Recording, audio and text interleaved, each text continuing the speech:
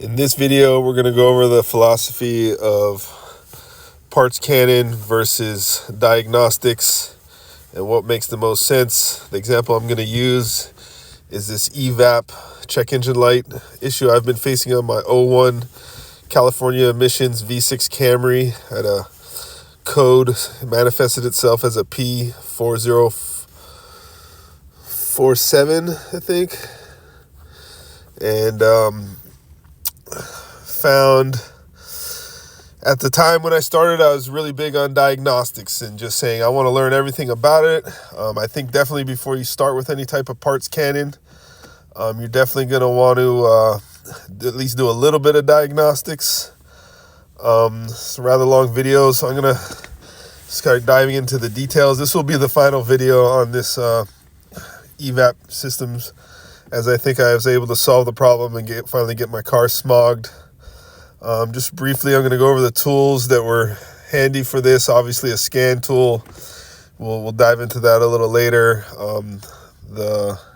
Any kind of tool to help you remove electrical connectors, because there was a lot of that.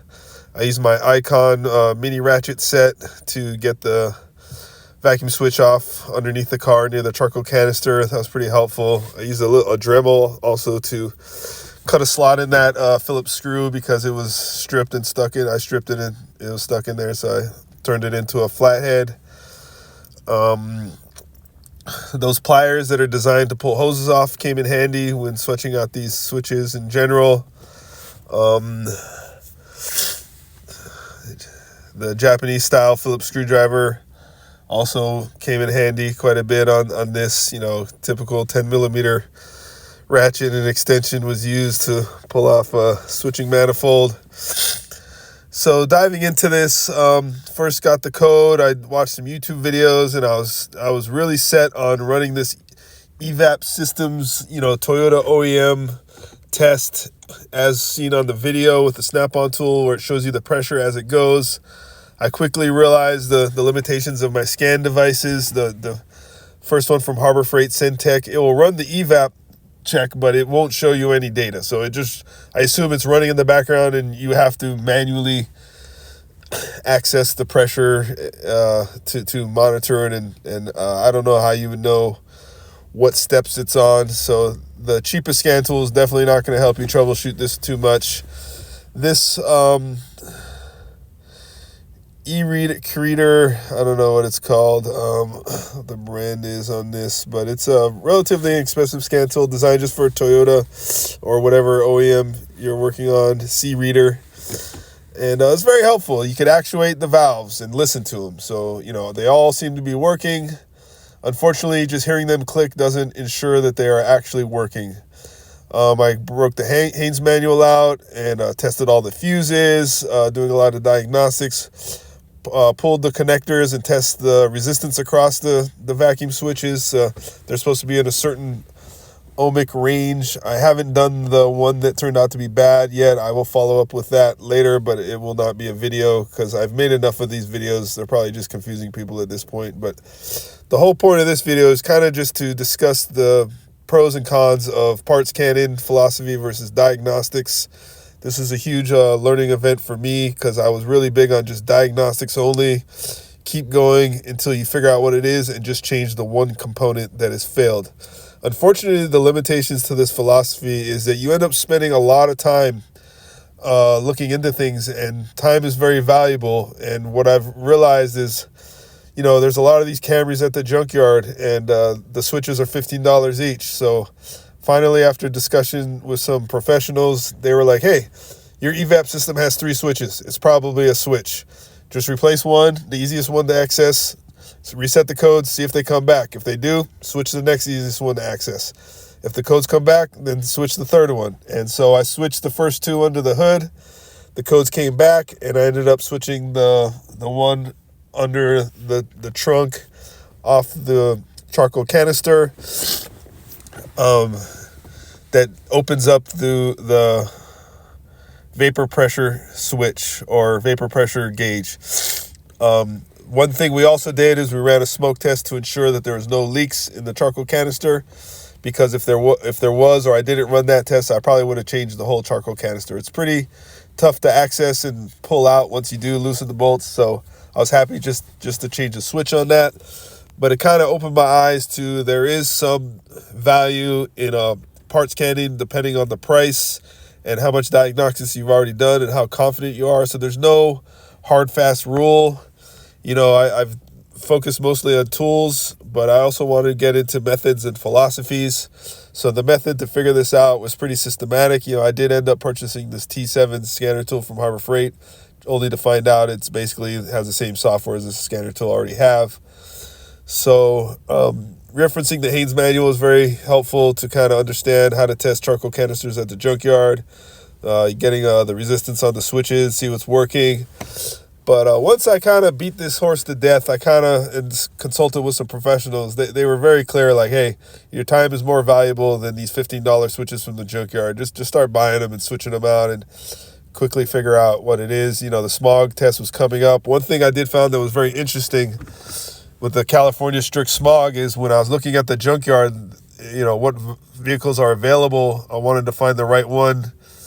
So I started looking up the VIN numbers and I started cross-referencing it with the California smog database. And it became very clear to me that a lot of these cars in the junkyard are probably in there simply because they can't pass smog tests. Once you can't get your tag, that's it.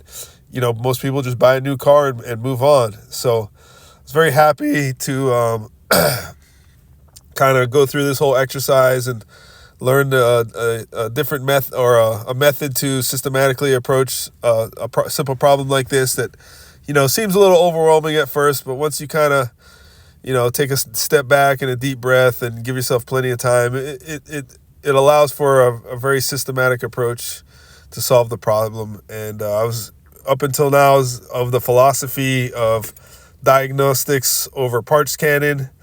But once I started realizing how much time this is taking and how cheap the parts are at the junkyard, I decided to give the junkyard parts scanning philosophy a chance. And it turned out it worked in rapid time. I was able to spend my time, working on other cars and improving things. So very happy with the outcome.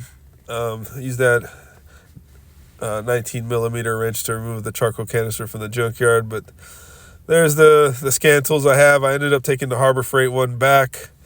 Not impressed at all. Might have been helpful for non-Toyotas I might be working on in the future, but not worth $300-400 that I laid out for it, especially since it didn't do the evap test like I wanted.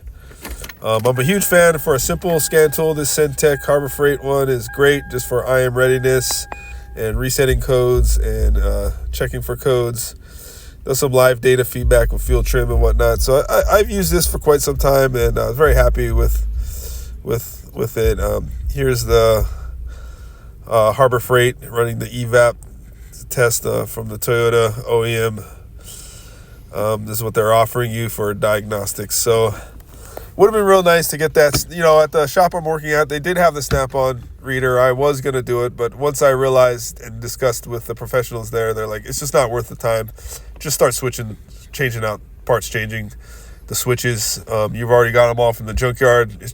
Just systematically go through, reset the codes, see if they come back. And sure enough, on the third and final switch, it did the trick. I even wasn't able to get the original switch off. I just connected the other switch kind of around it and stretched the tubes a little.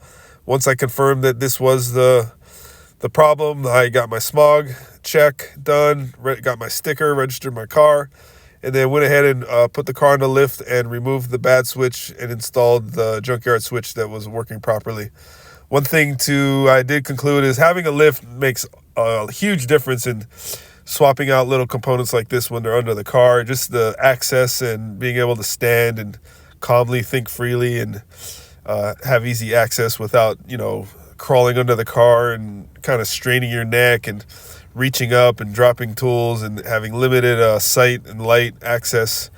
The lifts make a huge difference. So very happy putting in some work at this auto shop. Just getting access to the lifts was almost worth it in itself. And just kind of want to reemphasize that, maybe parts changing isn't the bad word that I thought it was. I like to joke around and, when people are changing parts at the shop without really understanding if it's going to work or not. I'm now realizing that time is really the most important factor, and a lot of these parts are just dirt cheap. One thing I will mention for Toyotas, there is a risk of getting non-OEM parts. I almost would prefer parts from the junkyard versus Chinese parts for certain things, moving parts, electrical parts, critical parts. I did replace a motor mount recently with a Chinese part. I don't think that's going to make much of a difference, but for these switches, I would prefer to get OEM and just stick with high quality Toyota parts whenever possible. And so this is a very limited tool discussion on this video, but I did want to do a more deep dive into the methods and philosophies of troubleshooting and keeping the cars on the road. I'm a huge fan of Toyota. I feel like it's just minimal maintenance, a lot of bang for your buck. You know, you get a cheap car, cheap parts, pretty easy to work on. They don't tend to kind of put you in tough situations with tight access. It seems like usually the bolts are accessible, and the maintenance is reasonable, kind of easy to figure out. I've been working on other makes of cars, and they can get a little weird. Some of these German cars got some pretty interesting methods to remove very simple parts. I was just doing an air filter on a Mini Cooper last night, and wow, just to get the cover off was quite a challenge, but I'm learning more as I go. Here's a picture of my fuse box. In the Haynes manual, it said to check the fuses right off the bat. I did that. I was able to learn about the power probe, and I checked the power going to the connectors to these switches. Everything checked out good. So my instincts initially that it was the vacuum switch, and on one YouTube video, someone said, you know, when I get the 4046 code or whatever it was I had, he said 9 times out of 10 it's the switch on the charcoal canister. And you know, it turned out to be right. So if I just listened to that video and parts changed that one part without any diagnostics right off the bat, might have saved myself some serious time. But I'm in it for the learning experience, to fine-tune my methods, and to, you know, have an open mind about various philosophies on the best way to do things. And I try not to get too closed-minded. I think I was going a little overboard on diagnostics and wasting a lot of time versus just like, hey, these parts are dirt cheap, junkyard's right there, just move on. And so, you know, depending on your current situation, you have to analyze all the factors. If you don't live near a junkyard and you don't have access to cheap parts, then you're basically forced to diagnose until you get the correct part. But in the days with Amazon shipping and junkyards, people go to junkyards and pulling parts and putting them on eBay. There is something to be said about doing the old parts cannon